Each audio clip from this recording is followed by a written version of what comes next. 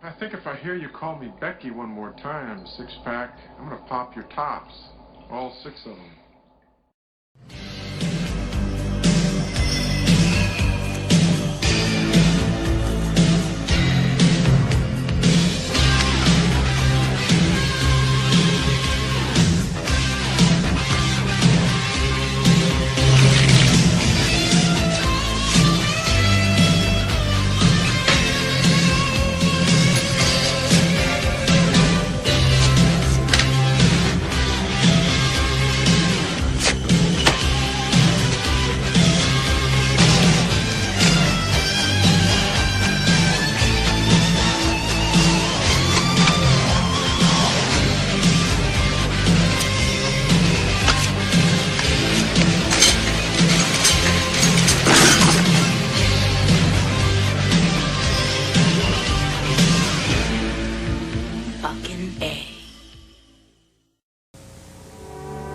No one believed it could happen here until it was too late. Now, an army of international terrorists has landed. Only one man stands in their way. Did you lose this? They wanted a war. He gave them one. Chuck Norris, Invasion USA. Now playing. Consult your local listings. No modern war has ever been fought on American soil. No enemy has ever dared. I want to know what's coming down next. Until an army of international terrorists invaded. They thought no one could stop them. They were wrong. Didn't work, huh? Now it will. Chuck Norris, Invasion USA. Now playing. Consult your local listings. Hey, this is Matt once again. Welcome back to another review. This is another review for Fan of Eli. Thank you so much for your PayPal request.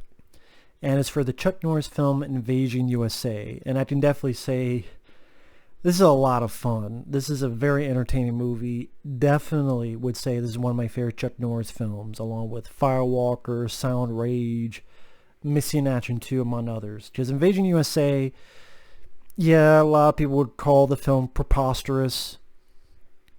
But you know what? It's 80s entertainment, fun. These are the type of movies that were our comic book movies growing up. Whether it be Rambo First Blood Part 2, whether it be Death Wish 3, whether it be Commando, whether it be this movie. And this is the type of comic book movie I prefer. This is the type of comic book movie I enjoy.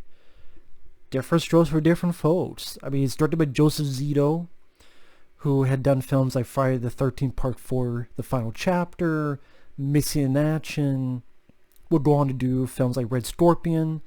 Love that movie. I reviewed that when I did my Dolph Lundgren marathon, where I reviewed pretty much all of most of Dolph's movies.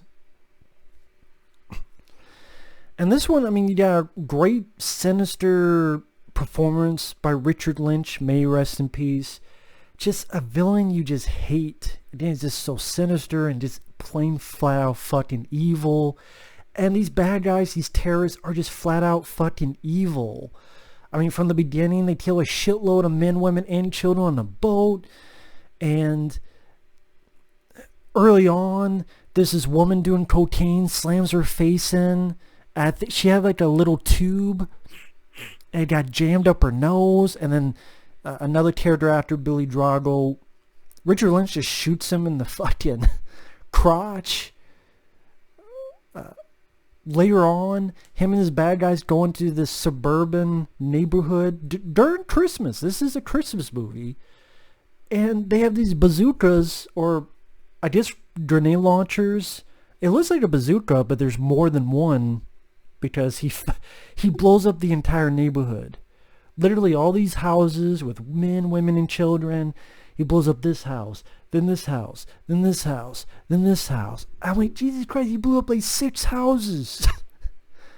But I mean, it's that scary thought in a way of, it's that military armory. What's to stop them from doing something like that? It's not really something I have seen a lot. I can't think of another movie where You just go into a suburban area and just like, at least not at the top of my head. There's not, and it was a bit ballsy too. Think about it, it's a bit ballsy because again, some of these had men, women, and children, and oh, that's not PC, that's not nice. Well, they're villains, they're not meant to be nice, but it was done in a way that is acceptable on a taste level, meaning you don't really see the damage of the men, women, and children, but you get the idea and your brain can put two and two together, and it's still pretty fucking crazy. Stuff like that is interesting. Another one is how many movies do you know that the villain has nightmares about the hero? Like Richard Lynch's Terror literally has nightmares where Chuck Norris has a gun on him and says, "Time to die." And then your villain wakes up. I mean, he's pissed and has a single-minded obsession to kill Chuck Norris's character, even when the other people go on, hey, that's not the job. But he's just so bent on this obsession to kill Chuck Norris's character. I mean, they try to do it near the beginning at his place in the bayou. Nice explosion. Nice stunt work. I did find it funny when the place blew up. Chuck Norris comes back and there's nothing left. There's a piece of wood here. There's like a piece of thing at top here. There's another piece of wood over there. And then he starts a fire and I'm going, what the fuck are you burning up? What are you burning up? There's nothing there. There's nothing there. What are you burning up? You're burning up. There's nothing there but the air. What are you burning? Like, why you set another fire? There's nothing left except like 3 pieces of wood and something above. So I find that kind of funny. Like, what's he burning? Like, hey, they didn't burn every piece of wood. Fuck that. I'm going to finish it. These 3 pieces of wood ain't getting out of it that easily. But hey, Chuck Norris' character's retired. He just pulled back in because of what's going on. And these terrorists set chaos. They blow up an entire fucking neighborhood. They did uniforms to be fake cops and kill random people, including Michael Carmine, who I remember he was De Jesus in Leviathan, a childhood favorite of mine from 1989. He was in Batteries Not Included. Sally passed away way too young, but he's been in a couple other films, and he was one of the people that these cops kill randomly. So of course when the real cops come, the people who are alive, they're pissed and try to kill the real cops. And then Chuck Norris, he gets almost like a superhuman ability to find where these bad guys are and starts killing them. And you get some fun lines of dialogue. See you in hell. Send me a postcard. Or I'm going to hit you with so many rights you don't beg for a left. And this is after he stabs another guy's hand, stick it to the table.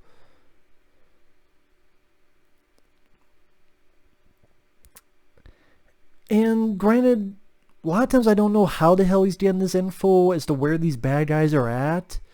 But he just starts showing up as if he's psychic. So there's a package bomb in the mall, blows up, he goes in, shoots some, he's got these Uzis, some great stunt work, including Chuck Norris's character hanging off this pickup truck as he's driving through the mall.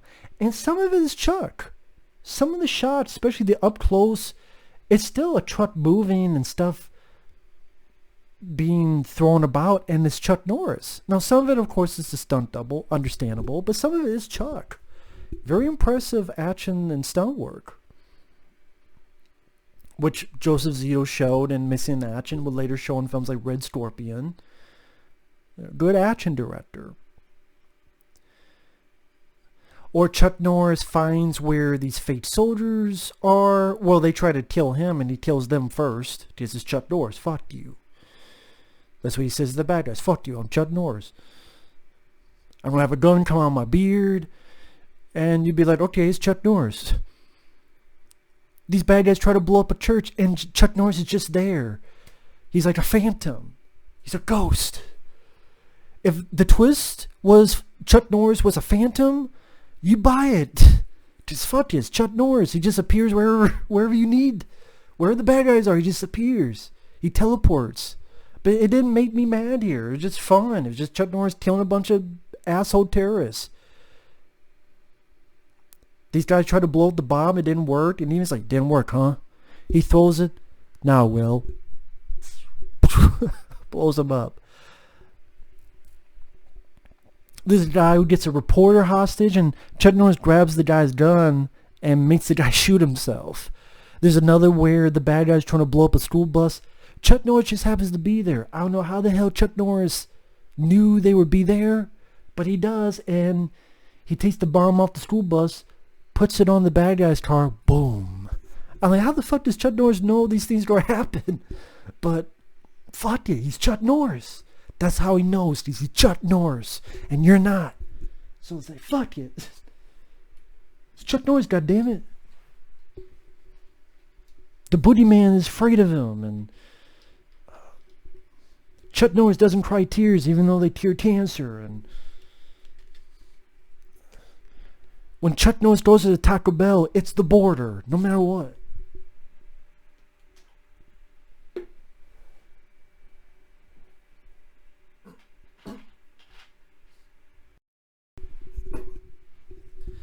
Chuck Norris had a fight with death and won. I just, yeah. Either you have fun or you don't. And I had a lot of fun with this movie. It was very entertaining. Very entertaining. That's what I want. At the end of the day, truthfully, is to be entertained. And if you do that job well enough, I can let a lot go. I really can. And the military, I mean, they get this big plan. So the military is fighting the terrorists. Meanwhile, Chuck Norris has his double Uzis, which I thought was pretty cool. Because usually it's just handguns, but I like the fact it's Uzis, made it a bit different, a little bit unique. Some fun action sequences. Rostov, it's time to die. It blows up the bad guy with a fucking bazooka. I mean, and you get some really good music by Jay Chataway, who's worked with Joseph Zito quite a few times. I believe he also did the music for Missing in Action. I think for Red Scorpion, I believe. But Jay Chataway's a good composer, and he did another nice job here. Da da da da da da da da. I really don't have any problems with this. I mean, yeah, you could make fun of the preposterousness of certain plot elements, or how the hell Chuck Norris knows where these bad guys are, left, right, and center. But you know what? I thought it was fun. I thought it was entertaining. It made me smile. It was fast-paced. Richard Lynch does a good job because he's just a bad guy. You just want his comeuppance. You just fucking hate him. These bad guys, you just hate them.